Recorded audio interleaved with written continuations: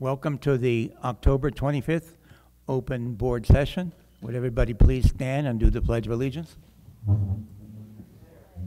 Flags over here. I pledge of allegiance to the flag of the United States of America and to the republic for which it stands, one nation, under God, indivisible, with liberty and justice for all. Thank you. We'll start with the executive session acknowledgement announcement. Executive General Manager report. I'll give you my report very quickly, as we have a lot of items on the agenda to address. First, I want to announce to the community that there are new menus that were discussed at last week's Restaurant and Lounge Committee. I appreciate those committee members for taking the time, reviewing them, looking at the color, the font, made some great recommendations, so I appreciate the Restaurant and Lounge Committee for doing that. Also, the board reviewed it, had some additional changes. We will look to roll that out next week, so you will be getting an email blast. It will be on the website. It addresses several of the issues members have talked about, the desire for smaller plates, healthier options, so that will be rolling out next week. And with food and beverage, there's a sad note that we lost one of our chefs, or our cooks from our team, Steve Montanez, passed away in an accident today.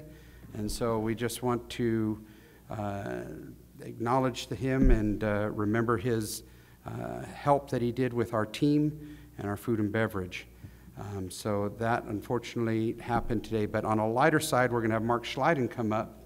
He always brings levity, and he's going to give us an update on some of the things going on with operations. Hello, Sun Lakers. First and foremost, go through some of the completed items that we have recently completed. The street project through AEC and JB Bostic was completed. I heard a total of 1 complaint. I don't know about the community, but I feel it was a fantastic job. There were some bot dots that were removed up on Bay Hill. I have since put a solid white line down. I've talked to Raylene, and we'll monitor that, see if the bot dots should and will be returned. So if you're a resident over there at District 7, let me know about those bot dots, and we'll make a decision here soon. Gate number 2, the fountains. They've been on site for the repair work. They're going to be back on site Monday to begin the demolition and patching of those cracks and fillings. The bocce ball shade covers were complete. We had very little issues over there. I think for the most part the club enjoys that. The Sandwich Bar and Grill was complete. I think most of you are aware of that. Still waiting on a sign from Marketing Committee is working together, I believe, to get something put together for that to fill up that void behind the bar area. Outside of the bus room, we installed one of the street light fixtures. We had an incident with a safety issue, a trip and a fall. So hopefully that will brighten that area up and make it a safer exit for all. TVs were installed in the clubhouses, the south and the north. And last but not least, we're talking to vendors today, both the pool, the replaster and spa, and the decking. That's going to begin here real quick at the South Clubhouse. Probably the week of the 6th of November or the following Monday. And Jason and I will work together on that to get the public notified. But that'll shut down. The south will be shut down first. As stated before, the main's going to remain open. It will be heated, and we're best guess we're probably 6 to 8 weeks on the closure of the south, and that's just a guess, depending on how the project goes. But currently, we're still waiting for the permit from the city to begin. Once the permit is in hand, we will start the decking, and then a week later, the replaster project will begin. That's it for projects. You all have a great afternoon. Thank you. Next is executive session actions. Thank you. Good afternoon, everyone. This report will give the community an update of actions that were taken by the board at the executive session meetings held on October 4th, October 11th, October 16th, and October 25th, at which time litigation, member discipline, formation of contracts, and personnel matters were discussed. With member matters, the board reviewed a request for a parking variance. The board reviewed 4 member appeals of a MAC decision. The board approved the F&B and golf receivables as of September 30th, 2023, as well as the assessment account receivables as of September 30th, 2023. The board approved the September 30th, 2023 delinquency report. The board reviewed a member request for a golf refund. The board met with a member on the OPA team to discuss the meetings coming up with the board and committee members. The board met with a member at the member's request. The board reviewed a number of letters from members, and the board has set a date in November to interview the FAC and the MAC, so the Financial Advisory Committee and the Master Architectural Committee candidates for 2024. With legal, the board approved the executive session minutes from the October 21st and September 27th executive sessions. The board reviewed several updates from legal. The board approved the investment transaction report. The board approved to send the following accounts to the collections attorney to foreclose on the lien and record the notice of default on the following: APN 419-293-001, APN 440-040-034, and APN 440-180-036. And finally, the board reviewed legal's opinion on the draft rules and regulations. Now finally, with the formation of contracts, the board received updates from the management company on several items. The board received and filed the August investment activity report. The board received and filed the project activity report. The board discussed and reviewed the draft 2024 budget. The board met and discussed discussed contract negotiations.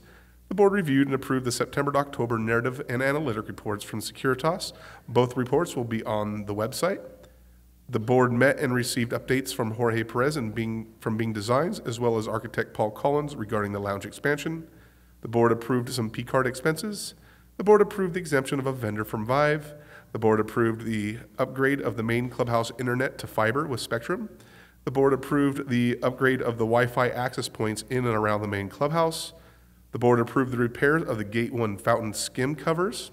And finally, the board approved the grinding of the South Clubhouse pool deck to allow the tiles to lie flush with the coping. And that completes the report from executive session actions. Thank you. Sub-association report? Delegate Assembly? Oh, sorry. We have one. Just a brief comment. The villas, we've been without a EPAP coordinator and a district delegate. We have an EPAP coordinator who's going to take over, and we think we've got a person to take over for district delegate. So hopefully we're filled up again. Thank you. Thank you. Next is Delegate Assembly with Joe. On deck is a pass action report.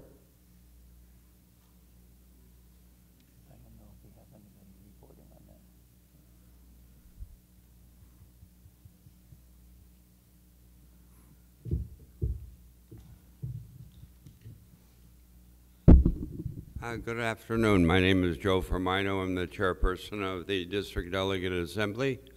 And as you see, I needed assistance in getting up. I'm a little slow, but I'll get there. Thank you. We had our regular meeting this month, the first Thursday of the month. However, more important, I think, we had a workshop on the third Thursday, the 19th. On that day, we had two guests. We had a guest of Courtney Taylor, and if you don't know who Courtney Taylor is, that's a shame, because she is the publisher of the Lifestyles magazine, and she has been since its inception 23 years ago. And we celebrated that night the 23 years that she has been publishing our magazine. By the way, the second celebrity, and I call him celebrity, was the general manager of the era I was on the board. I think from 01 to 09 he worked here. Tim Taylor, he was the general manager. He's probably the most social general manager we ever had. I think he knew everyone's first name of the people that lived here. But we celebrated their notoriety, if you want, and The workshop itself is a semi-annual event whereby the alternate delegates and the delegates come together and we discuss various topics. It is a closed meeting. It is a meeting where no subject is not attainable, and we discuss everything under the sun in regards to the government of our complex, the governance of our organization, and on and on. So it was a very, very important meeting, I believe, and I think the members did too. We had a good attendance, and that's what I am grateful for. Thank you for your help. Thank you very much, Joe. Next is the past action report.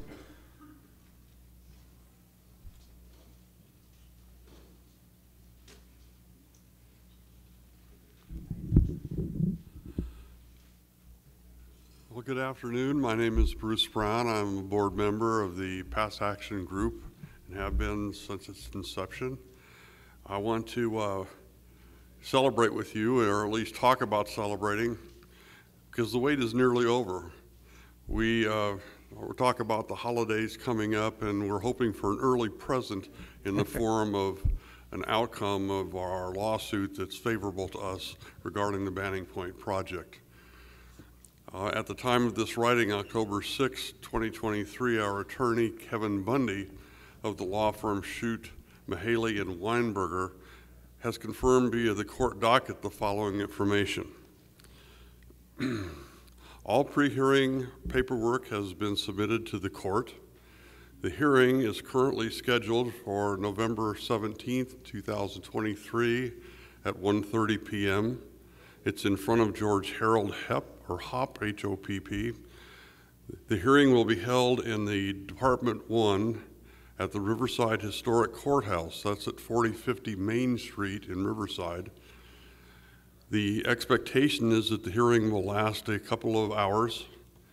As far as we know at this time, the hearing will be in person, but not as a Zoom. If that changes, we'll let you know. If the hearing is in person, the public will be able to attend and observe from the gallery.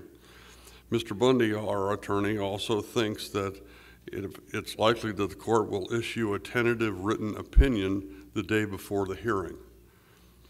Please keep in mind that it is not uncommon for Superior Court to continue hearings in cases such as ours with very little notice. Continuation means it's a postponement while people contemplate things. So it could be delayed. Please keep in mind that we will be sure to send out newsletters and Facebook posts regarding anything that changes with that, and we'll get closer to the end. We'll start publishing absolute information on all matters in front of the court. The board of directors of the Pass Action Group believes that we are in an acceptable financial position to get through this phase of the legal process. So we're talking fundraising. We do have a handful of Pass Action Group t-shirts available.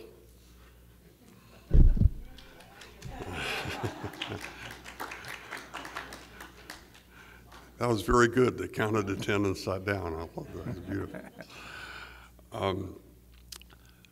Anyway, they're available for purchase. They're $20 per shirt, and you can contact Harry Finnegan at 210-240-7028 if interested. That'll be in, and this will be in the newsletter for November, so you'll be able to reference it when you are interested. We would also like to continue to thank Miss Dory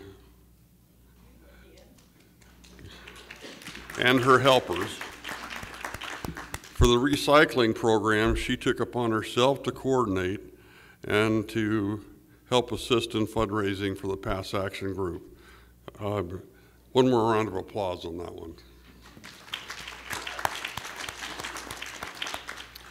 The recyclables can be dropped off at 6028 Spanish Trail Cove. That would be your location.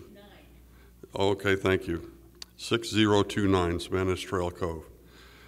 Once again, the Pass Action Group would also like to thank every supporter. When PAG was formed 2 years ago, and the support was both immediate and overwhelming, we were overwhelmed. And we want to thank you for that. We want to thank all of you and remind you that it takes a community to save the community. Thank you. Thank you, Bruce.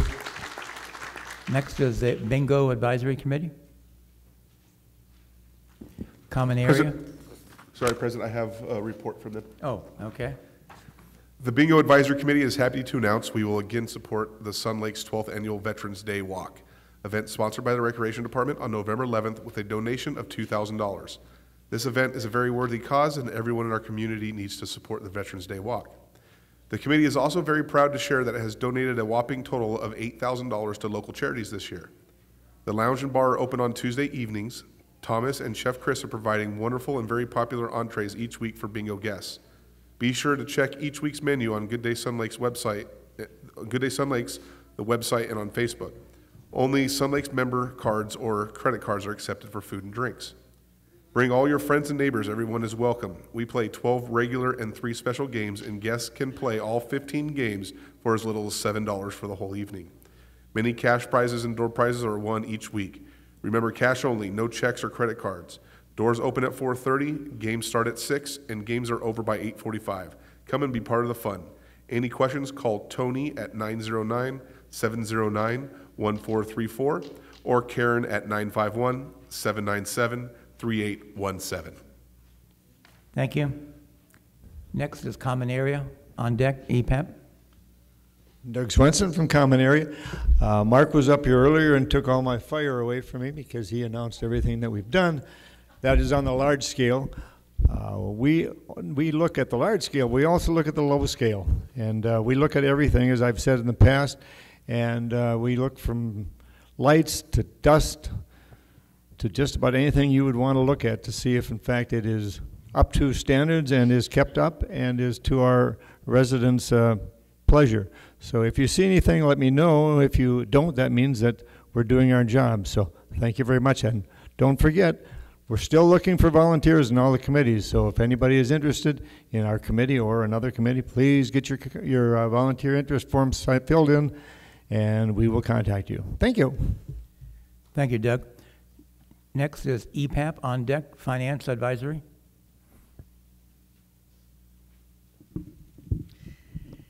Good afternoon, Mr. President, board members, administration, and fellow residents.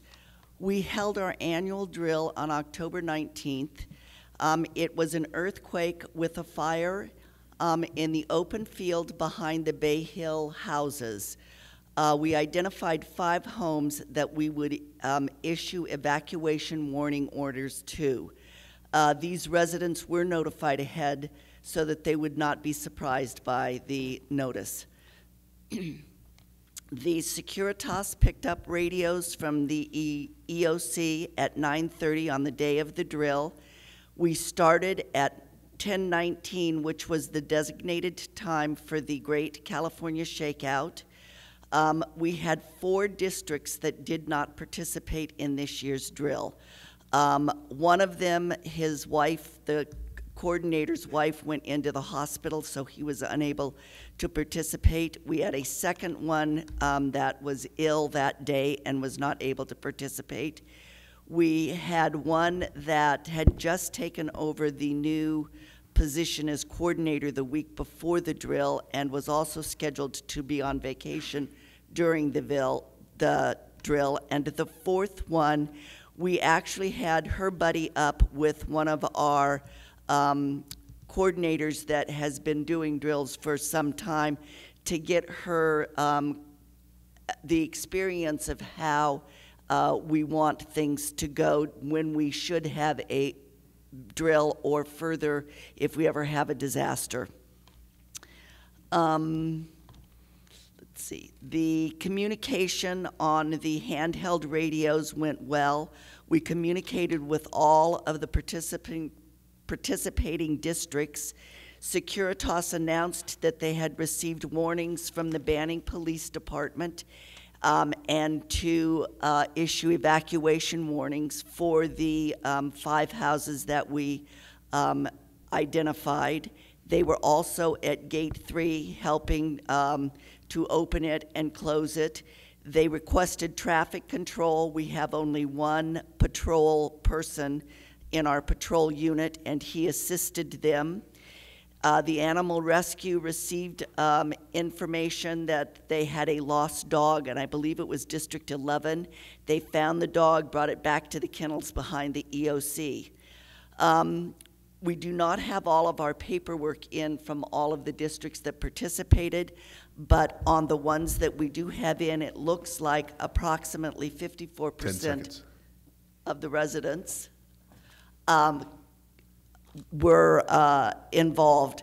I just want to say we also realized that the texting that we set up did not go as planned, and we are working on fixing that. Thank you, Jason.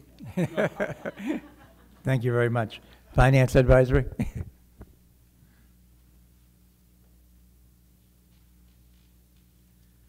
Good afternoon, all. My name is Mary Jo McElwain, and I am the acting chair of the Finance Advisory Committee. In our last meeting on October 18th, the committee discussed many financial areas of our community. And from those discussions, I'd like to present to you a brief summary of some of the main items we reviewed and also what we will be suggesting to the board and to the management team. From the discussion of the reserve and capital funds, these are funds which are exclusive to repair and replacement and capital improvement items of our community. This report gives the board and management team a plan for upcoming expenses. We have 2 recommendations.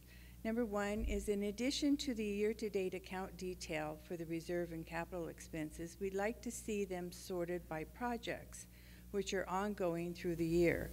For instance, how much money have we spent this year on tree trimming or remodeling or the recreation areas, just to name a few.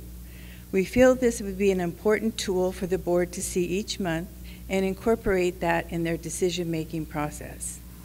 Our second recommendation, we suggest setting up a separate bank account for reserves and capital funds for efficiency in tracking contributions, investments, earnings, and payments to vendors for the reserves. From the discussion of the food and beverage department, we suggested the following items, some of which are also a follow-up from the budget discussions. We'd like to see a report on special events, a report on point-of-sale system. One of our committee members recommended happy hour every night. Recommended previous food and beverage ad hoc committee follow-up on their analysis and recommendations. Again, these suggestions are to assist the board in making their decisions.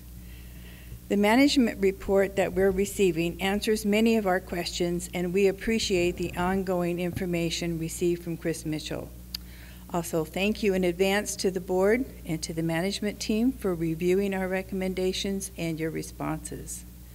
Our next meeting is November 15th at 2 p.m. in the multipurpose room.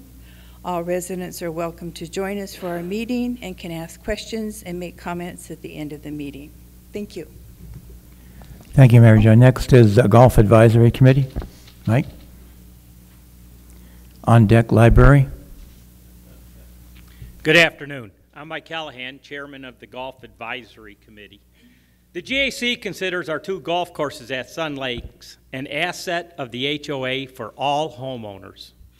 Our mission is to advise the board on issues regarding safety, maintenance, and playability. We regularly inspect the courses to identify any safety risk to residents, infrastructure repair and replacement to maintain the appearance for homeowners, and address concerns regarding playability for golfers. Over half the homes in Sun Lakes border one of our 2 golf courses. Many of our residents are not golfers, yet they willingly chose to buy a home in our beautiful community. A big reason for this is the open spaces and the beauty of the landscaping that comes with a well-maintained golf course. The appeal of owning a home in Sun Lakes greatly benefits from this golf course setting. Our two golf courses are not just an amenity for golfers, but provide a beautiful setting for the residents, especially those that border the golf courses.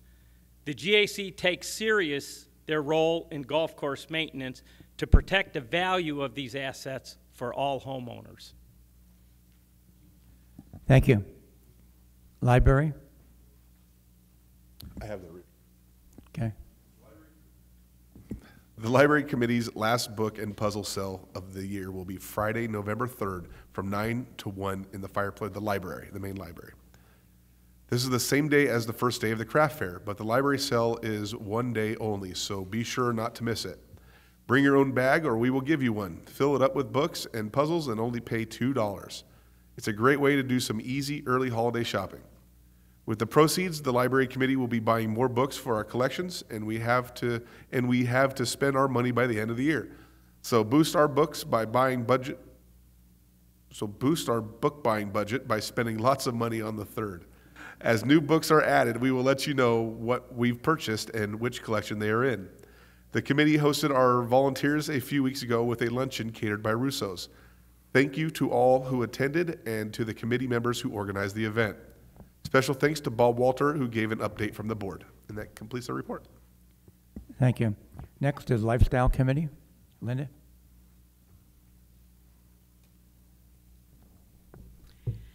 Good afternoon. Good afternoon. My name is Linda Vieira. I'm the chairperson of the Lifestyles Advisory Committee.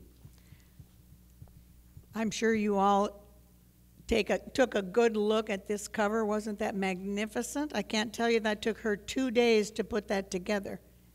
That's every cover of every lifestyle magazine for the past 23 years. Isn't that cool?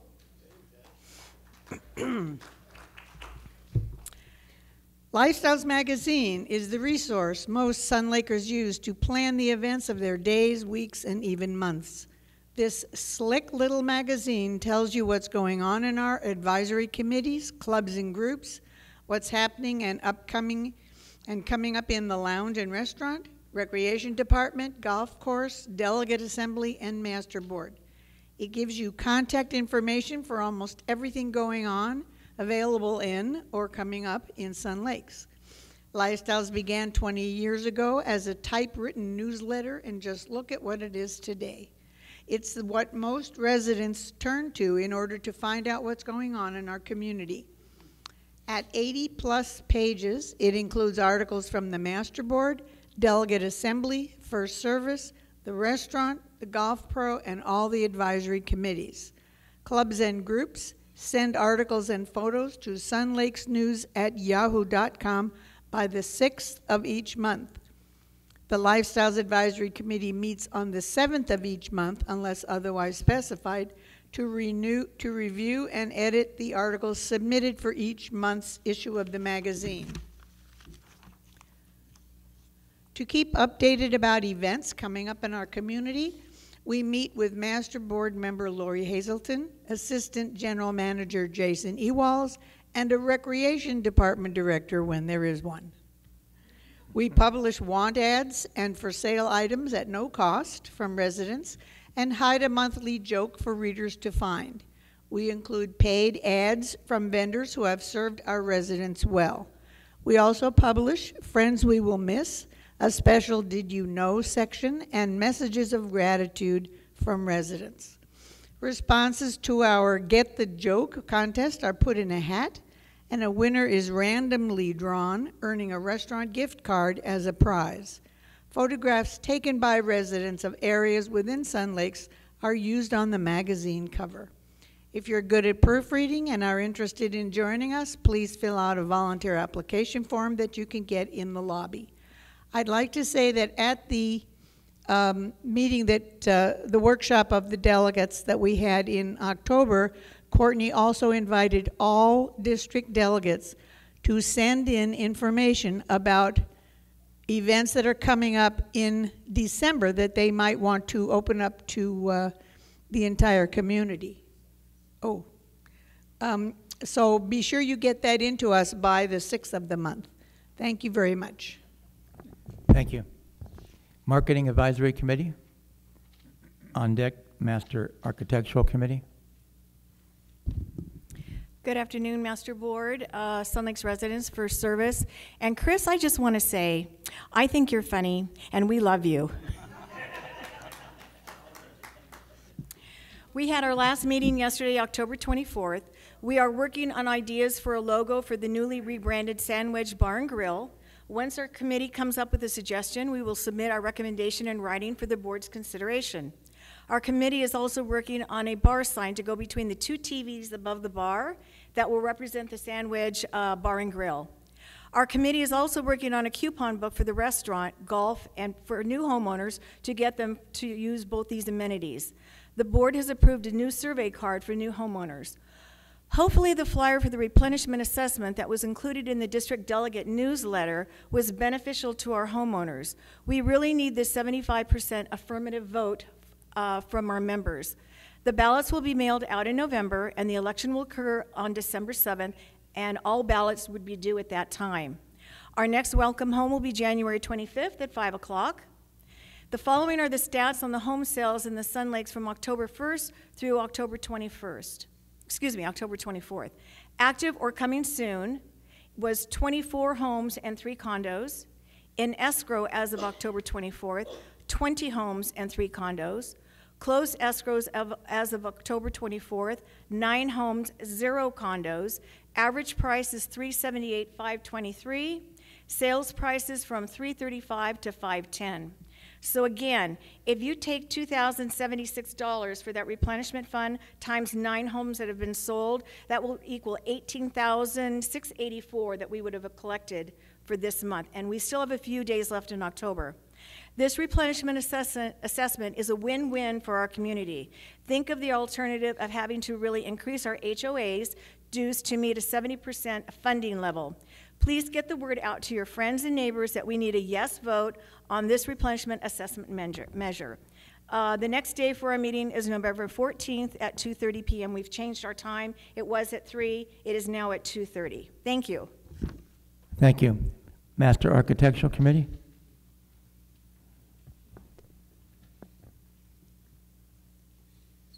Good afternoon, board and audience.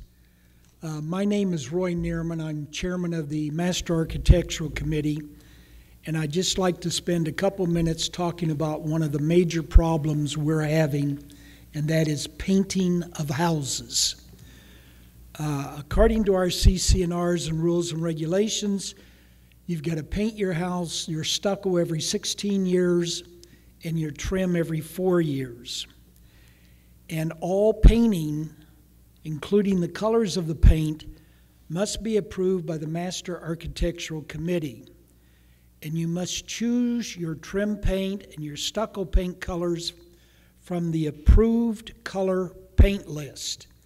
We have over 100 approved colors on that paint list. Many of you, however, are still wanting to paint your houses canary yellow or fluorescent purple. By limiting the trim and stucco paint colors to these 100-plus colors, Sun Lakes Country Club is able to ensure that the color of every house in Sun Lakes will be in harmony with all the other structures, and it will not detract from the attractiveness of this development. And as long as the development is attractive, our home values are going to stay high.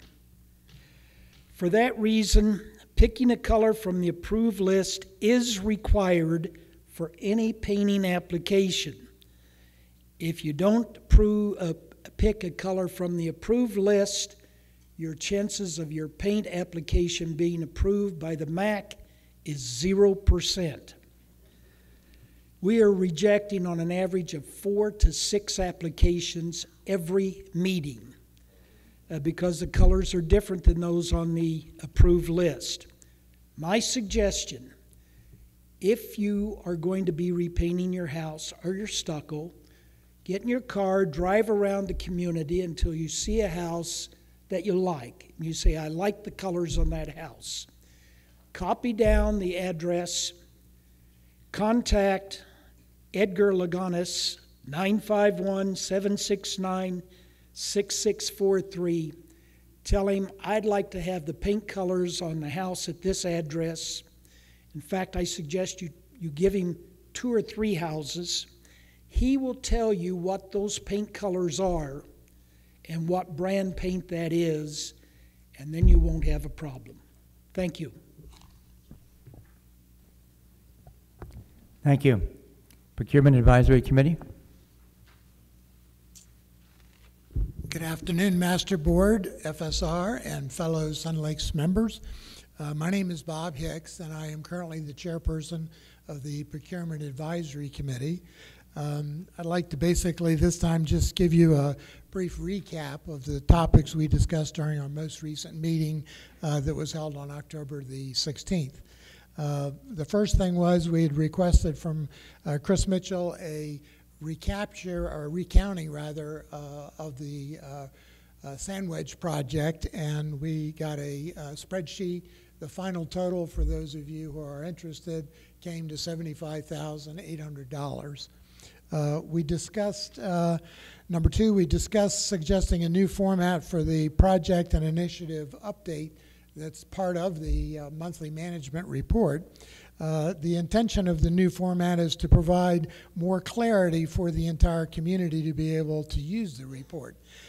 Chris indicated that he's open to adding those additional data elements and nomenclature, but to do it in such a way that it's an extension rather than the main one, because he needs to be able to print it out. The next item is, which is something I mentioned last time, there's a need that was expressed from Mark Birchfield about to change the way in which golf course equipment and maintenance equipment is allocated. It needs to be much more expedient, much more streamlined, mainly because of huge supply chain problems. And so we are expecting a report on precisely how he wants to do that at our next meeting in November. Mark Slyden also gave you a brief update on Gate 2. They're expecting that to start, as he mentioned, sometime next week. To give all of those who have heard numbers over the years, like I have, of what it's going to take to get them functional and attractive again, it's not several $100,000. It's going to be somewhere in the neighborhood of 18 to 20. And that will make it, very attractive, like in the front gate. There will be no more RFPs for the remainder of this year. That does not mean that there are no projects, just there are none that are sizable enough to warrant a formal request for proposal. And this is mainly due to the shortage of staff within the management company to be able to focus on doing these RFPs. They require an extensive amount of research and work to assemble them, so that when they come to us, we can effectively review them for everybody's benefit. So it looks like next year is going to be packed with a lot of projects. Our next meeting is currently scheduled for, once again, the 3rd Monday in November at 9 o'clock in the, where do we meet? Admin. Oh, in the admin room. Yeah, we switched. Thank you. Thank you. Next is Recreation.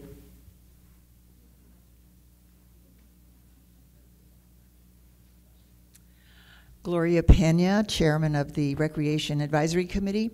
Greetings, Board, Administration, community, both here in the audience and watching on 97. I'm here on the lighter side of things happening in Sun Lakes. We have our Halloween dog parade coming up on Saturday on the driving range. Hopefully there won't be any rain, but we do have a plan B. It will start at 9 a.m. If anyone out there hasn't registered their dog and would like for their dog to participate, there's still time to come to the registration desk and put your $6 in, and we'll add your dog to our list. Our Fall Craft Fair will be held November 3rd and 4th from 9 a.m. to 1 p.m. in the main clubhouse ballroom. It is only for resident craft makers, but you can bring guests to the crafts fair, and it's a good time to look for gifts for the upcoming Christmas coming. Okay, we also have our 12th annual Veterans Walk. We're going to try and get some more information out there so folks can sign up. It's going to be held on November the 11th at 9 a.m. $25. The proceeds all go to the VFW Post 233.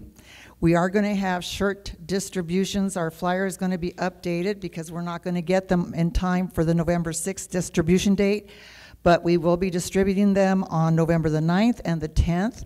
We opened an afternoon time for distribution for folks who would like to pick up a shirt. First come, first served basis as far as the sizes.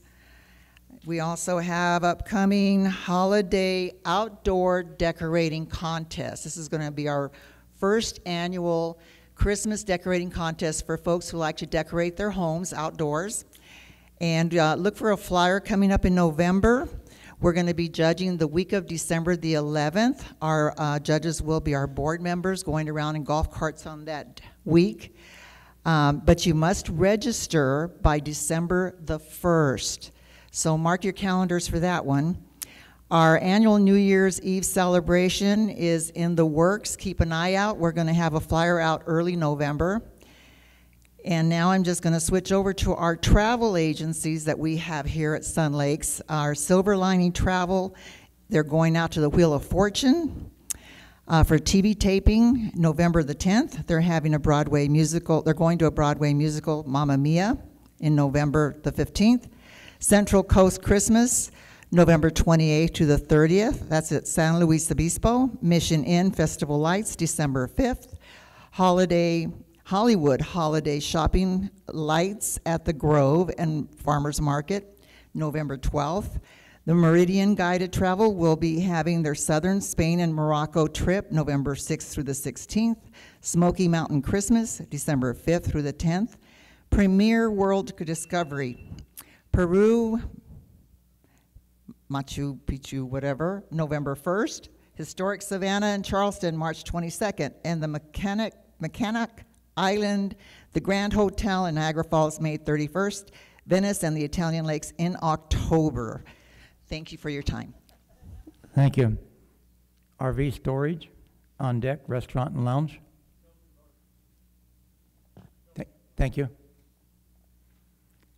Restaurant and lounge. On deck Safety Advisory Committee. Good afternoon, Master Board, First Residential, and members. I'm standing in for Marcia Midget, our chair today, because she had an emergency, and so we've all really been pitching in to help. Our committee has been extremely busy. We had the Oktoberfest. That was very well attended, and I thought the food was delicious. A big thanks to the committee, as well as to Gloria Pena and the Recreation Committee, who are very good about pitching in, and that's what, when I talked last month, I was talking about helping each other, and that's a good example. The Monster Mash, it got changed, some of you may know that, but it all worked out. We had a very good crowd. There were costumes. Most people wore costumes, and there were, I wear mine every day, but there were three, just a little humor.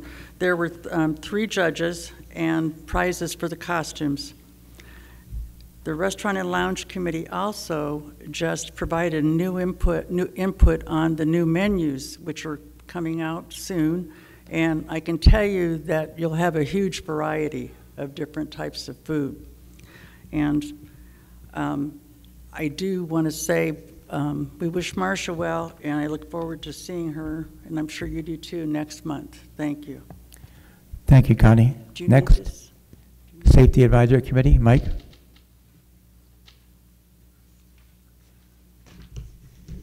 You back again? Traffic jam. Okay.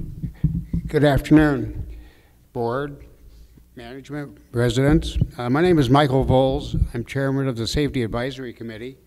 A couple things I'd like to mention. First of all, there's been an increase in citations for unauthorized parking, improper display of handicap placards, and blocking of roadways. Our security company, Securitas, makes it a priority to keep residents informed about parking regulations and possible repercussions if there are violations. Now, please remember to renew parking passes before they expire and make sure they are properly displayed on the dashboard of the vehicle. Officers do physically check for these passes and will issue a citation if the pass is not visible or if it is expired. If 3 or more parking citations are received in a 90-day period, you will be invited to a hearing of the Safety Advisory Committee and possibly fined. There have been instances lately relating to contractors or construction workers operating beyond the approved hours and days here in Sun Lakes. Work days for contractors will start no earlier than 7:30 a.m. and workers must be off the premises by 5:30 p.m. This applies to setup in the morning and cleanup in the evening, and work is permitted Monday through Saturday. No contractor work is permitted on Sundays or holidays. Security has been receiving a large number of calls regarding unleashed dogs and some dog attacks here in Sun Lakes. Dog owners are responsible for controlling their dogs, keeping them leashed when outdoors, and preventing them from running loose. Violators can receive a citation if they don't do this. Speeding continues to be an issue on our streets. Please observe speed limits and stop signs. Be a defensive driver, and remember we live in a 55 and older community, and our reflexes and perceptions aren't as sharp as they once were. So slow down and be safe, please. For your safety, please keep your garage doors closed unless you are working in the garage, and always check it before you go to bed at night. Let's all work together to keep this beautiful community safe. Thank you very much. Thank you, Mike. Next is the consent agenda, which First Service will read for us. Thank you. Today, on today's consent agenda, we have several items, that being recordation of liens, a resignation from the Bingo Advisory Committee. That member is Laura Kostla, and also a resignation from the Golf Course Advisory Committee. Is informed that Mike Smith has resigned. Now, on the also, I apologize, we have a resignation of a district delegate. District 11 delegate Pat Puckett resigned effective October 1st. So the lien resolution, the following accounts on the attached resolution to record liens. These are the 4 accounts that are listed. 0159-01, 2804-01, 2188-01, and 3228-02. That completes the items on the consent agenda, which the board will now vote on. Thank you. Any member wish to pull any item from the consent agenda? If not, I need a motion to accept. I move to approve the consent agenda as read. I'll second that. All in favor? Aye. Aye. Passes 4-0. Not on the consent agenda. Next is the board report, financial report for September.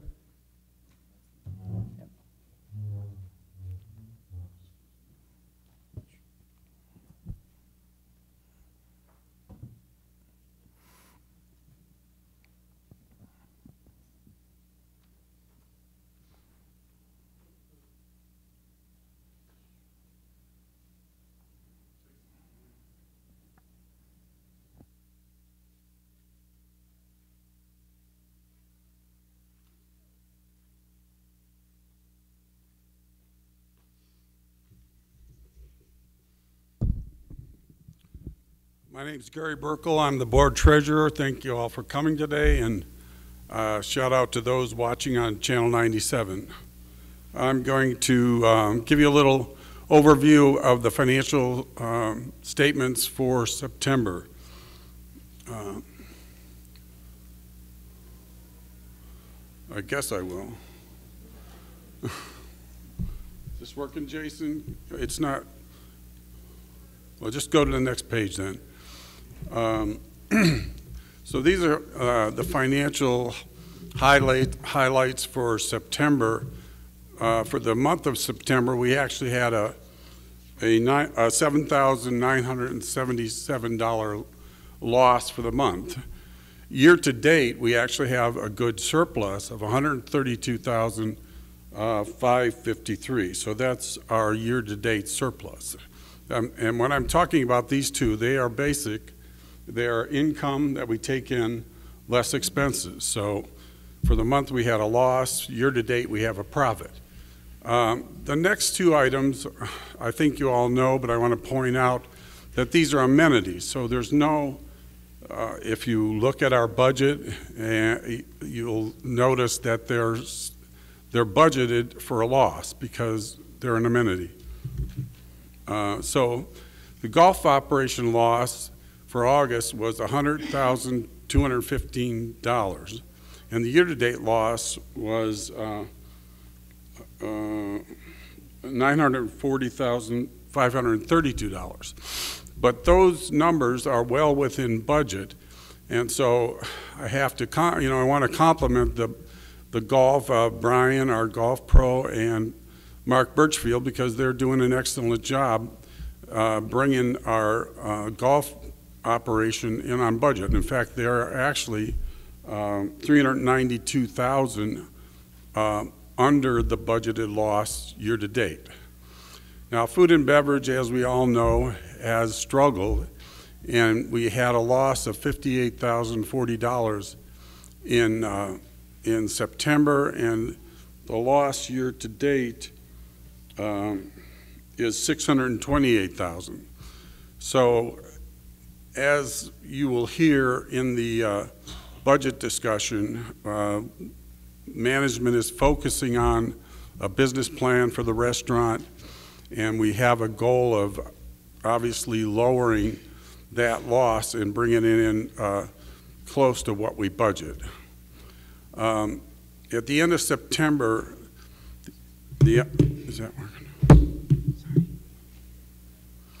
At the end of September, the operating fund, and again, I'll remind everybody that we have three funds. There are three distinct funds, and they all have different purposes and different limitations and restrictions. But our operating fund cash was $373,476 at the end of September. And at the end of September, our operating fund had outstanding bills of $966,551. This is our income statement. And if you review, I think we passed out, or Chris passed out, the overview of our budget. This is an encapsulation of our income statement for the month of September and year to date. And it contains all of the activity, the financial activity for the month and year to date. So in other words, in September, we took in $1,032,000, I think that says, in dues for the month. And year to date, we're over $9 million in dues. So those are your dues that are collected for the month and year to date. And then these are the different departments. So different expense categories. We have utilities, land management, the swimming pool, planning and compliance. So those are all the different departments which are your HOA funds go to cover. So as you go down there, you will see that towards the bottom, the two amenities are negative amounts because they're budgeted for a loss and they're an amenity. But you can see other departments, like land maintenance, were actually $908 ahead of budget, and in administration we're $133,000 better than budget. So, and as I mentioned on an earlier slides, for September we had a loss of $7,977, and year to date we're at $132,562. And that, you know, I want to say that there's two statements. If you look at any company's published financial statements, there's two basic statements. There's actually three, but these are all required statements. So this is the income statement. The other statement that's required is the balance sheet. And the balance sheet basically tells you what your total assets are and what your total liabilities are. So I'm looking at the last 3 months, and this includes all of the money that we have receivable, not just cash.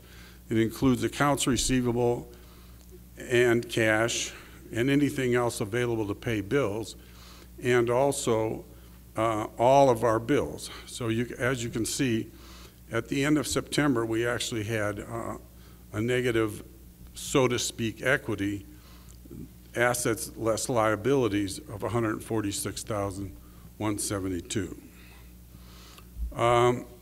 This is just an overview of the different other funds. We have a repair and replacement fund. So that's just an overview of what we took in and what we spent in the repair and replacement fund and the capital fund. As you can see, we actually are under budget in what we've spent in the repair and replacement fund. The capital fund, we've had some projects. The capital fund is for new structural items, not existing repair or replacement of assets that we already have in place. And year to date, we've spent around $300,000. This is just an overview, but I want to point out the middle section there because we talk about this reserve study that we do. And right below the middle section where it says January 1, 2024, fully funded balance, that $17 million is all of the assets that are owned by Sun Lakes. This building, the streets, it all accumulates, and those are all our assets. So, and then it projects how much cash we have in our repair and replacement fund to cover those assets. So this is what's in this reserve study, that we have total assets. If we fully funded the replacement of all those assets, it would cost us $17,444,811. I don't know how they get it down to that even amount, but or that amount. But and the cash we have available is $11,300,000. So our reserve coverage is 64.8%.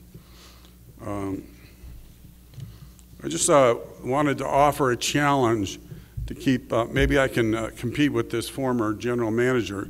So anybody that could send me a question and or any constructive criticism of my financial report, I'll be happy to buy you your drink of choice, and we can talk about how I can improve my financial statements.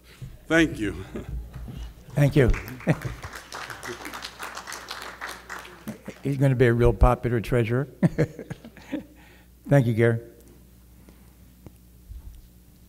We should review and file the September financial statement package at this time. Go ahead and make a motion on that. I move that we review and file the financial statement packet. I'll second that. All in favor? Aye. Aye. Next on the agenda is the budget update. Going to be presentation. We'll go back to the First Service presentation. Residential. Perfect. Okay, so let's make sure we have, the bar is open, ladies and gentlemen. Gary has allotted me 1 hour to do this presentation because he wants to award that drink to someone. Let's begin. This is a presentation, just quickly, of what the board will be voting on very shortly. In the back, there is a black and white on a tabloid 11 by 7 summary of the budget for 2024 that's proposed. And so let's begin. Have at it. Okay, so first we're going to talk about food and beverage. That, as Gary mentioned, We're getting a little aggressive as we look year over year. The budget is projected to decline about 18%. So what's the big change? The big change really is on our revenue projections, our labor costs, and our cost of goods sold. This budget takes into account that we will be doing the lounge expansion, and so there's about 5 months worth of 5 months that the operation will be affected, and that kind of reduces the ability for total sales for revenue. And I know Ajit and Ron Varner, that's very important revenue. And on the other side of the ledger is expenses. It will reduce the expenses because I'm only serving out of a certain area, the sand wedge and part of the restaurant during construction. As was mentioned, we have a business plan that it's a living document, kind of like the operations procedures. The OPA project is a living document to document the process and procedures of the community. This business plan is a development of what our plan is for food and beverage and how we're going to achieve those directives from the board. It is a collaboration with the board. The board has been reviewing it. They've made some changes today, and so we look to get those changes implemented in the report, finalize the report, and then we can share that report with you, the community. Focus is going to be, as we go into the new year, focus on the banquets, sporting events. The menu will be changing to meet the members' needs, and instead of waiting to do a menu change every year, we're going to look to do quarterly along with the seasons. That way we can, again, adjust to the palate of the members, shake things up so you're not always getting the hamburger or the stroganoff, that we mix things up. But also then we can adjust as costs go up and down during the year. So that is the food and beverage department. Again, now I've got to get back on my 3-minute. Bob is looking at me probably I only gave you 3 minutes. Golf course operations and maintenance. So year over year, there's a decline here in the subsidy as well. And how was this achieved at? Well, again, as was an update from the golf course committee, advisory committee. Brian's doing a great job. He is a seller. You go into that pro shop, be prepared to drop your credit card, and you're going to buy something. He's just very good at selling. He's actually a good listener and is trying to find out what the members want. Many of you who have been here for many years remember that we used to only sell a certain type of outfit for ladies, and that was a complaint that I received and Jason received of, why aren't you're doing great for the men's fashions but not the female fashions. Brian is looking to satisfy both, and so we see an improvement in the sales. We will see, we'll talk about that later, about the golf course rates. That will be going up, and that also contributes to the revenue. Labor costs are expected to have a small increase, but one thing that will be a trend through this budget is the board has, as they've told you, has renegotiated the contract with First Service and has negotiated a reduction in the burden rate. That's the rate that is cost plus burden. There's a burden of 8%. Many of you have probably heard that for many years. The board negotiated that down, and so those savings are reflected in this budget and help offset some of these increases that we're seeing. Looking ahead, though, the weather is going to be an issue. They said it's going to be a wet winter, and it could affect 2024 like it had done a couple of years in the past. And supply chain issues, as the Procurement Advisory Committee talked about, we are still having it. I know everyone's tired of it, tired of COVID, hearing about. We still have the supply chain issues are real. There's delays in getting equipment. Either there's a strike here or there's a shortage of an item here, and those products cannot be shipped. Where before you would put in an order and maybe 6 months, and at most a year, you'd get the large equipment. That is taking longer now, as we've heard from John Deere and Toro, which are big suppliers for Mark Birchfield's equipment. They're 2 to 3 years out. And so we will continue to monitor this, as well as cost of pesticides, herbicides. As the price of oil goes up, that affects your chemical, your fertilizer. Some people don't think, well, if it's oil for my car, okay. It affects many things in the production of materials and items we use throughout our community. Next, we're getting on to the maintenance. This is Mark Schleiden's department. He's seen a 6% increase. Biggest driver for that is that we are bringing back street sweeping and the water feature maintenance. Those are items that were communicated to the board, and the board heard the membership and brought that back. That resulted in roughly a 50 grand increase. Into 2024, Mark Schleiden will be looking at infrastructure, potential projects that we could look at in 2024. And we're also looking, as was mentioned in procurement, we're not doing an RFP at this time for the remainder of the year, but one RFP that we will be looking at doing in 2024 is janitorial services. Moving on to our community patrol property protection, we are expecting an increase in the contractor's price. Remember, ladies and gentlemen, yes, we see that our cost of food is going up for our own thing, our own costs for services, but the vendors are also seeing their costs increase, labor costs increase. Minimum wage is going up again. Please email your governor or your representatives for your state to talk about that if you have a complaint. That's out of our control here on site. The board can't control it, but we have minimum wage increases that are happening. That affects many of our vendors as well. One being, which uses a lot of labor, is our community patrol. And so we're expecting to see an increase this year, and we have increased that department's budget for about 6%. Okay, landscaping, or common area landscaping. This is the non-golf course segment. Went up 0.81.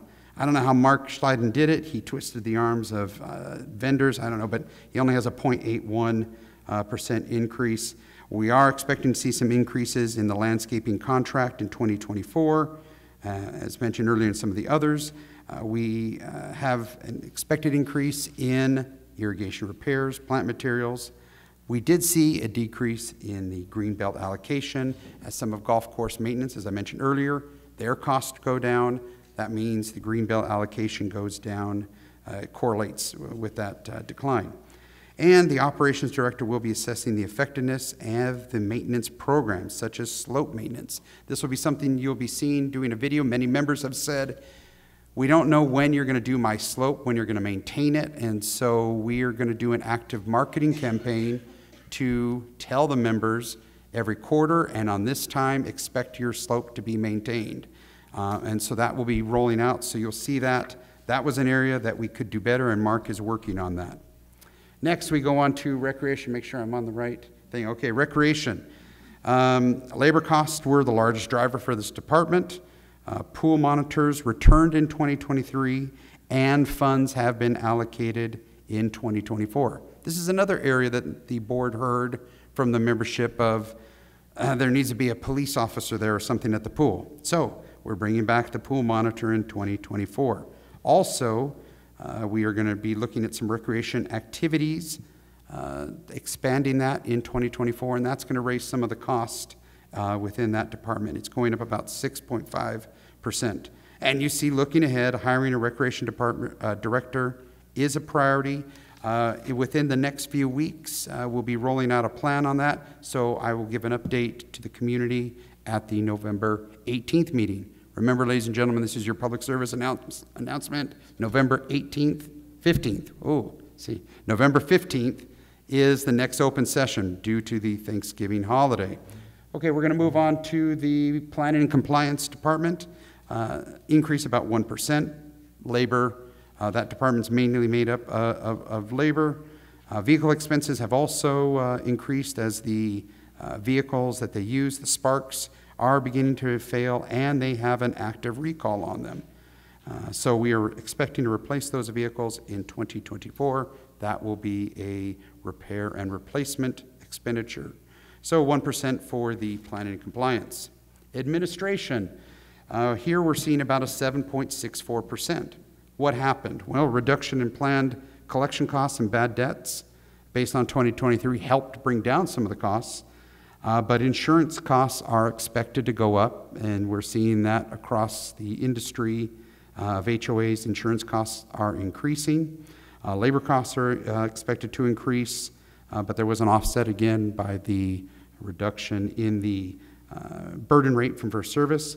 Also, we have, at the last budget meeting, you might remember, we talked about a loss recovery to align with the board's directive. That dollar amount is in the budget, which moved that overall budget up 7.64%.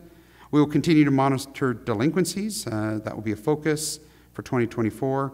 And we're going to continue to monitor the insurance developments within California. This is an active thing we're looking at as many insurance companies have pulled out of California. What is the effect on our premiums going forward? And what items can we do to mitigate that? So that will be an active topic for 2024. Bulk cable internet, that's what we use from Spectrum. That is a contractual amount, increases 4% roughly every year. And you might say, well, Chris, that's not 4%. You have to factor in taxes. Those taxes seem to change. Again, consult your local state assembly person on that. Looking ahead, we have a 5-year agreement that expires August 3rd, 2025. So in 2024, the board will be preparing for that negotiation. The last time we'd negotiated, it was about a year to negotiate. We finally got to a resolution, but the board in 2024 will be preparing for that. Next, we have utilities, non-golf course. Here, a slight increase of 1.66%. Refuge collection and natural gas have increased, offset by some reduction in projected electricity usage, and we'll continue to monitor these as we work with the city of Banning, finding out what they're going to be doing long-term on their rates, and then our good friends at the waste disposal company, who shall not be named. Moving on to the repair and replacement, there we go. This was the largest. You heard me talk about this during our budget meeting. I've talked about this to the board, whoever I can shout from the rooftops. This is the biggest change, 25%, $540,000 of assessment is related to just this change in year-over-year contribution to the repair and replacement fund. Because, as you see, how much does it cost to replace a car now? How much does it cost to replace an AC? Prior 2019, it was X. It's gone up. And I don't care what they say about inflation only being 4%. That's on some products. But you can see other products, there's a 50% increase, 60%. Inflation is still real, still with us, ladies and gentlemen.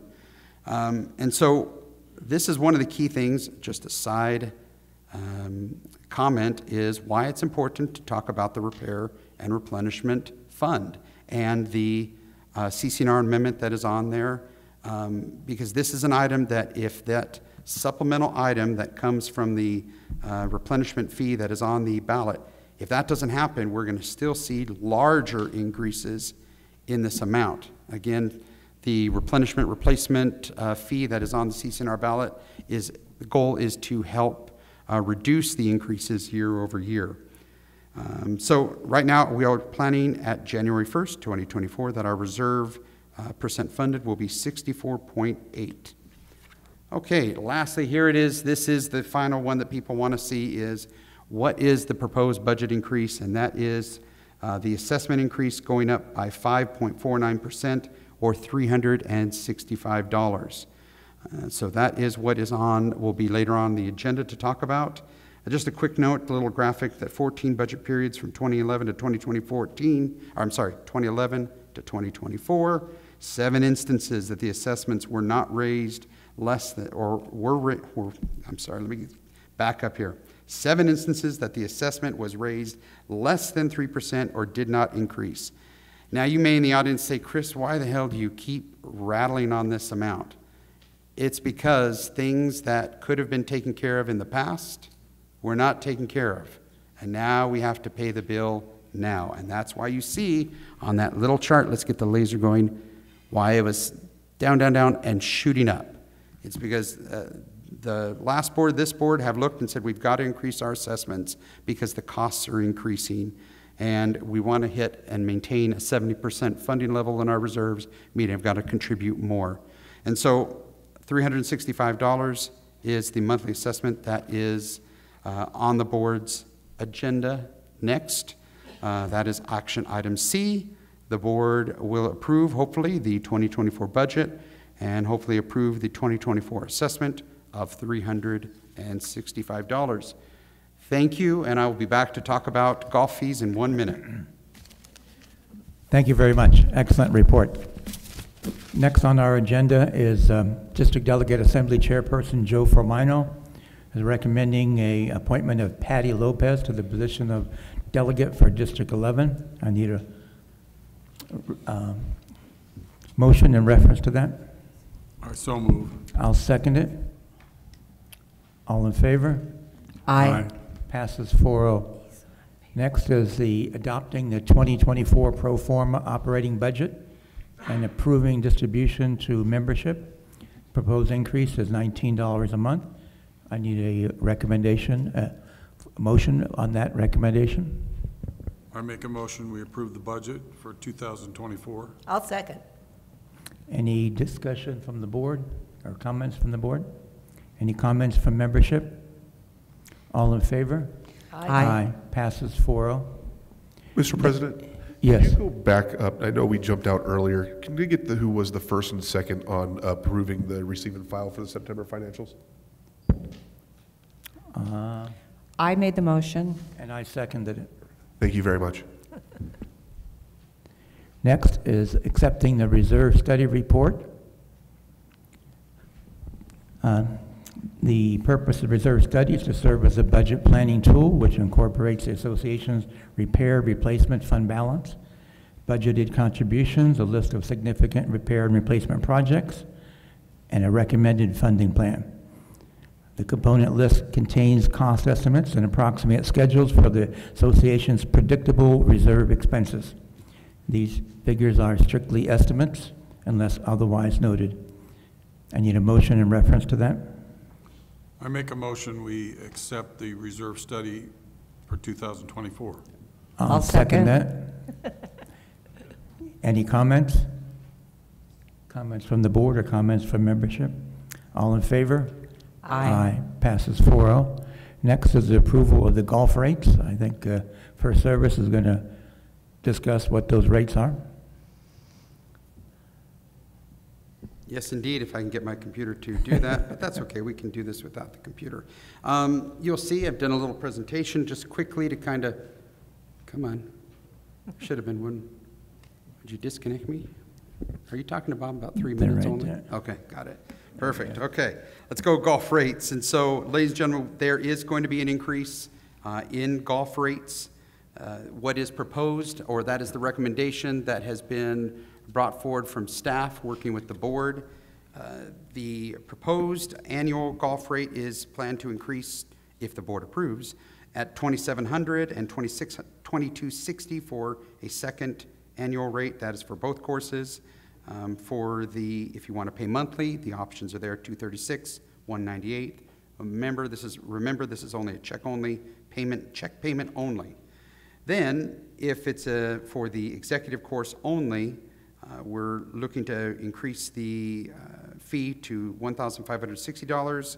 Second household annual rate will go to $1,280. If you choose to do a monthly, that would be $137 and $112 respectively.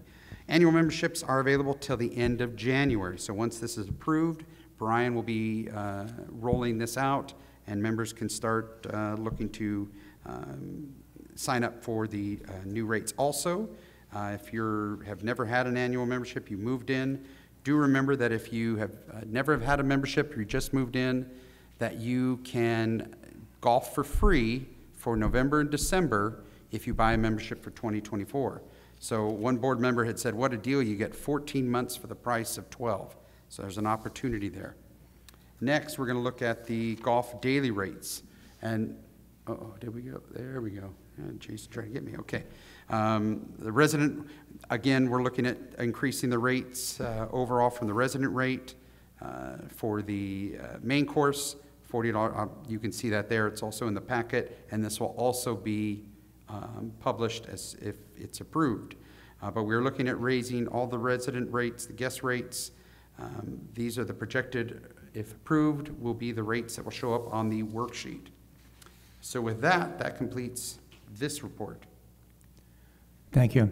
Need a motion to accept the 2024 golf rates? I move to approve the 2024 golf rates. I'll second those. Any comments from membership or comments from the board? All in favor? Aye. Aye. Passes 4-0. Next is approval of the RV lot lease. The RV Storage Area Advisory Committee reviewed the lease and wants to remove the section relating to deductibles. Legal counsel weighed in, and since there is a section that requires the RV owner to have adequate insurance, it was the attorney's opinion that the section pertaining to deductibles could be removed. I need a motion in reference to that lease change. I move to approve the RV lot lease with the changes they've made. I'll second that. Any comments from the board or from membership? All in favor? Aye. Aye. Passes 4-0. Next, appointment to the advisory committee. We have Marty Peck and Linda Vieira being appointed to the Lifestyles Advisory Committee, effective January 2024, with terms ending December 31st, 2025. Go ahead and you can make that motion on that, and then we'll go back to G. This is item for the public. Item H, Lifestyles Advisory Committee members, so the board can vote or make a motion for Marty Peck, Linda Vieira to be appointed to the Lifestyle, and then we'll go back to item G. Will do. Golf Okay. Course Advisory Committee member. Yep. I need a motion in reference to the Lifestyles Advisory Committee. I move to approve Linda Vieira and Marty Peck to join the Lifestyles Advisory Committee. I'll second. All in favor? Aye. Aye. Passes 4-0. Next, the Golf Advisory Committee recommended Bob Henrich be appointed immediately with the term ending December 31st, 2024. Need a motion in reference to that? I move to approve Bob Henrich to the Golf Advisory Committee effective immediately. I'll second that. All in favor? Aye. Aye. Passes 4-0. Next is the homeowner comment section. Now, on the homeowner comment, remember, it's limited to 3 minutes. Please do your very best to keep it within the 3-minute time period. First one up is Howard Capps. I didn't call his name.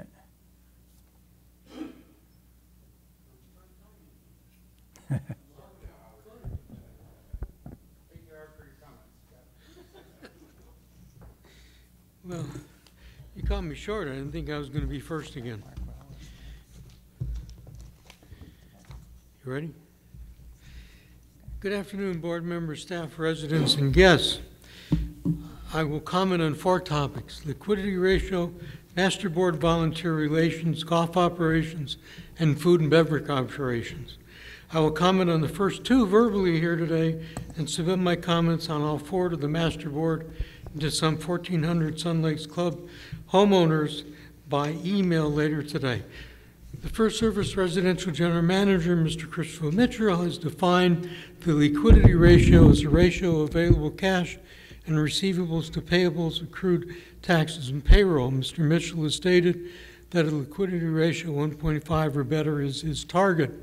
Example is $3 of available cash and receivables for every $2 of payables gives a liquidity ratio of 1.5, or the quotient of 3 divided by 2. Over the last 16 months, June 22 through September 23, our liquidity ratios have been greater than 1.0 in only 7 months, 6 between 1.03 and 1.2, and the 7th exceeding the ratio of Chris's requirement, 1.74. The liquidity ratios the other 9 months were between 0.747 and 0.85. September's 2023 liquidity ratio was 0.64, considerably less than the 1.5 requirement. This means for 9 of the last 16 months we had insufficient cash and receivables to meet our payables, and for 6 of the other 7 months we barely broke even. In only 1 month did we exceed Mr. Mitchell's recommended target liquidity ratio. Some of the questions that need to be answered are: 1, is Sun Lakes Country Club financially healthy? 2, how is the shortfall covered? And 3, how can Sun Lakes Country Club function successfully when it doesn't have enough cash to pay its bills? Master Board and volunteer relations. The Master Board states it values the efforts and contributions of its volunteers. However, its actions differ from what it states are its values. It has removed and suspended committee chairs, suspended committee members, unilaterally invalidated and rewritten committee charters, and limited committee efforts because of disagreements with their initiatives. Dissent and criticism are discouraged and punished. Volunteers have been required to attend closed disciplinary sessions. One volunteer even planned to bring a lawyer with her for protection. And lastly, one prominent volunteer is in the process of moving from Sun Lakes Country Club because of the Master Board's actions. Thank you very much. Thank you very much. Mark Rowe.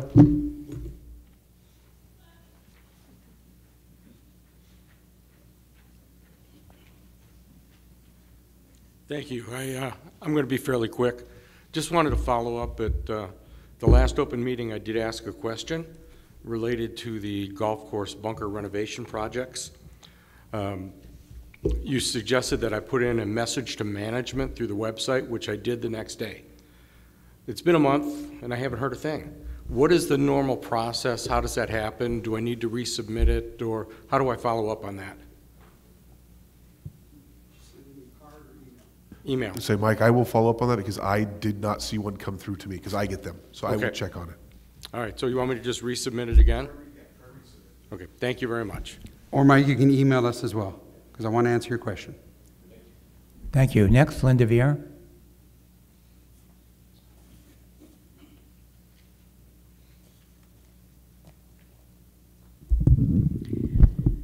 Good afternoon. As a member of the Delegate Assembly, as well as the chairperson of an advisory committee, I received an email concerning meetings tomorrow on the Organizational Policy Process Assessment Initiative, which apparently was approved by the Master Board in closed executive session. To me, it sounded, it resembled the initiative that we originally had discussed months ago and that you had tabled, and I was very, very surprised to find that money had been expended and that this initiative was back. It sounds very much like the original one, and it has to do with the way the Master Board works. And I guess tomorrow they're having meetings with delegates, sub-associations, and the Master Board at 1 o'clock, and advisory committee chairs at 2:30 to explain this, because we are supposed to be the ones who are going to then explain it to the community. And I feel, I don't know how to explain it. I feel that you slipped this by us because I don't think there was any community discussion. I myself attend all of the meetings, and I don't remember when this was discussed. And I'm appalled that you made this kind of a decision that's going to have to do with the way we govern our community. To me, it is a slippery slope looking toward self-management, and I am totally against that. Thank you. I think most of your questions will be answered tomorrow at the meeting. Next is Ajit.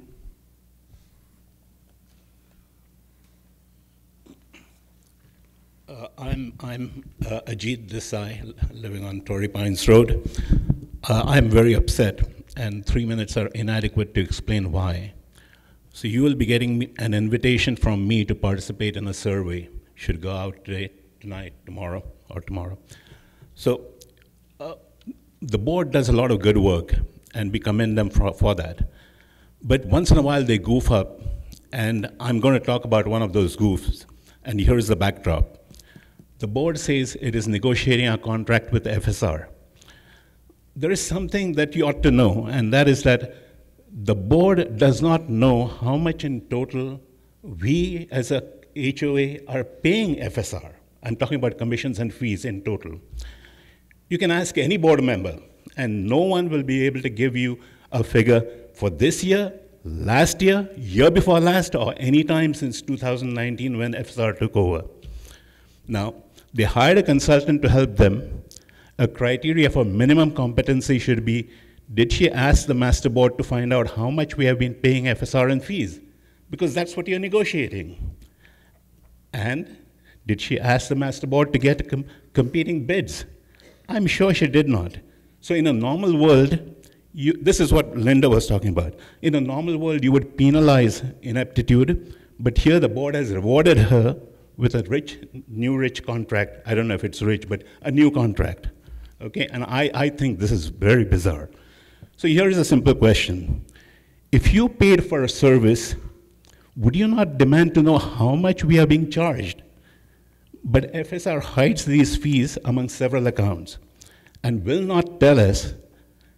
Now, over the past 3 months, and actually I've been trying for the last 3 years to ask FSR how much we are being charged.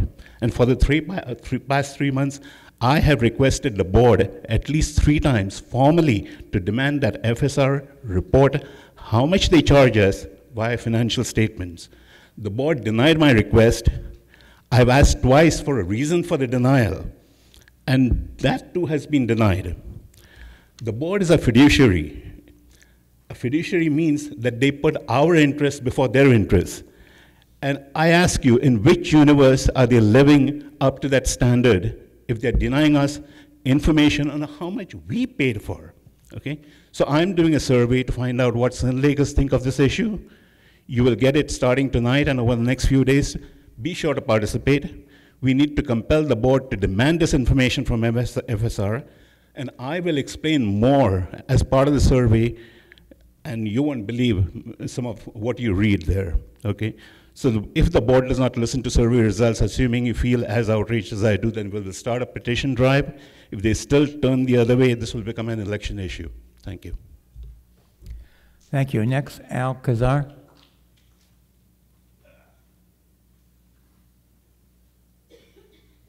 My name's Al Jazzcar, 5977 Brookside Drive, and I have 2 items actually. I know that we elected the board and First Service committed to transparency. And I think that you're doing a fairly good job of that, but when you start publishing near transparent minutes for a meeting, I think that's going a little bit too far. Okay, what I want to talk about is street signs. When we moved into Sun Lakes 13 years ago, we have a corner lot on Brookside Drive, and the street signs right on the corner. And 5 years ago, Mark and I worked on getting that straightened, and he straightened it, but he said that because the way it's installed, it's gonna tilt again. Well, I went around to Sun Lakes and I saw several of our street signs are not straight. Now, that doesn't sound like an important issue, and it really probably isn't, but we just spent $10,000 to $15,000 putting desert landscaping in front and back of our yard, and now that tilted pole stands out like a sore thumb, and I think it detracts from the beauty of Sun Lakes when people come in to look at homes and we have visitors and things like that. So I would like to see something possibly done about straightening some of the street signs in Sun Lakes. Thank you. Thank you. If you could notify them as to the exact location, we will address it. Yep. Anyone else?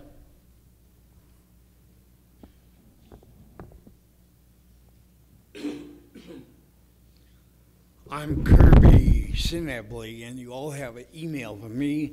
I had 2 strokes in 2017, so I speak slower, but I think you can understand me.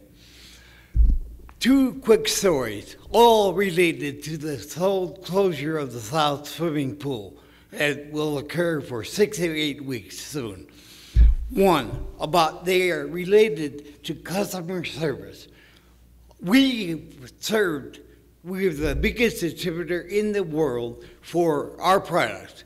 We told the salesman, I was the management, give the customer what he wants, what he needs, make him happy. Do the order correctly. We had 20 drivers. We told the drivers, show up on time, regular, look neat, put away what he wants, make him happy. The goal was to make the customer happy. Now, I will tell you what happened here Saturday with the restaurant, which I see all the losses up there are the restaurant. My caretaker had surgery, couldn't go out to eat. So I called about from 1 to 1:30. No one answered the phone, no hostess. She later told me, oh, I went for a walk. No one answered. So I called the director of food and beverage. Again, a recording. From experience, I know 1 or 2 days later, you might get a call back. Then I called the receptionist. I said, I called to place an order to go pick up. Could you please find the hostess? I had to call again, and about before 2, I talked to her. She said, let me talk to the food and beverage manager. See if he can, I wanted salmon and potato fries and super salmon. He back said, no, it's not on the menu till dinner, 3. It was already almost 2. And I could get that in the bar anytime. They didn't even say, could you wait until 3? So I went to Maya and paid them and and at first I said, she had surgery to take out. So the whole point I'm making is who you serve, yourself or the paying customer. Who do you make happy? Who do you try to meet the needs of? We have some swimmers back here. They have been waiting, and they have to depend on using the south pool to rehab and to exercise. Their doctor tells them, I am one of them, and I have nerve damage, so the pool healthy. People do not swim outside during the winter, November, December. You put heaters or whatever. Like today, look, I wore a jacket. It's cold. So you have my email. I don't want you to just say, oh, we pass. We close the pool. Do something to make the customer happy. The people you serve happy. Don't close that pool until it's warm and the other 2 pools are open. Anyone else have something to say? Thank you very much. Thank you. Any other comments? Next, we have board comments. We'll start with our treasurer, Gary. Or you can meet him at the bar and you can get a drink. I don't have a lot of comments, but I just want to compliment the recreation. I can't believe how many events we have coming up and how many events we have in our community for us all to enjoy. So I just want to say thank you to the Recreation Department, and the Recreation Committee. Thank you. Beverly? It's almost Halloween, which means it's almost Thanksgiving, which means it's almost Christmas. So I want to talk a little bit about decorations. You'll see more about this probably in one of my Did You Knows, but the decorations all kind of blend into each other. I know my decorations are doing that. I have fall decorations up, but I have a jack-o'-lantern up as well. So the way planning and compliance works with this is you can put your decorations up 1 month prior to the holiday, and they can stay up 10 days after the holiday. So if you're combining your Halloween and your Thanksgiving, make sure the jack-o'-lantern comes down after Halloween, but your scarecrows can stay up through Thanksgiving. For Christmas, typically the day after Thanksgiving, Black Friday becomes Christmas. It's a little more than 1 month prior, but they're going to be okay with that. And Christmas is a different one because of New Year's and all of that, so they're going to let that go a little bit longer. Just be aware of when you put your decorations up, and I hope everybody puts lots of them up. Recreation's got a great little program going on that we can all participate in. Just be aware of your neighbors, be considerate of your neighbors. I know there's ghosties in the trees now. Just make sure that they stay in your trees, not your neighbors' trees. Just be aware, because this is a sense of community right now. We all get to do fun stuff. So have fun with your decorations. That's all I have. Thank you. Lori? Yeah, good afternoon, everybody. Thanks for coming today. I just wanted to plug the Sandwich Bar and Grill a little bit. Monday Night Football continues to be a success. Saturdays and Sundays have breakfasts now early, and football on all the TVs for college and NFL on Sunday. They're also offering on the weekends wine flights and mimosa flights for $10. And I had a little sample of one the other day. It was very good. So have a good weekend. Thank you. What? Oh, when is the next one? The 14th. The next Coffee with the Board is on the 13th of November. Is it 2:30? Oh, 9 o'clock in the morning. 9 a.m. in the library. Please join us. Thank you. I'd like to thank First Service, the board, and the FACT committee for all their hard work on this 2024 budget. We ended up doing 5 drafts on this to make sure we could get the best price and address the overall needs of our community. Now, related to that is the new reserve and replacement assessment ballot initiative. This is very, very important. So make sure that you can support this, vote for it. We need 75% of the residents voting affirmative for this. This is a great win-win for our community. Does not cost any of our homeowners anything, and we're going to net annually every year an estimated $400,000 coming in to reserve and replacement, and we don't pay for it. It's been successfully implemented in many other communities, has been very, very helpful there, has not adversely impacted the sales of property at all, because what happens is that you maintain the community looks better, and you keep your HOA fees at a more level, acceptable rate. So please get out there when your ballots come out in November and vote for this. This is really important for our entire community. Need a motion to adjourn? I move to adjourn. Meeting adjourned. Thank you very much.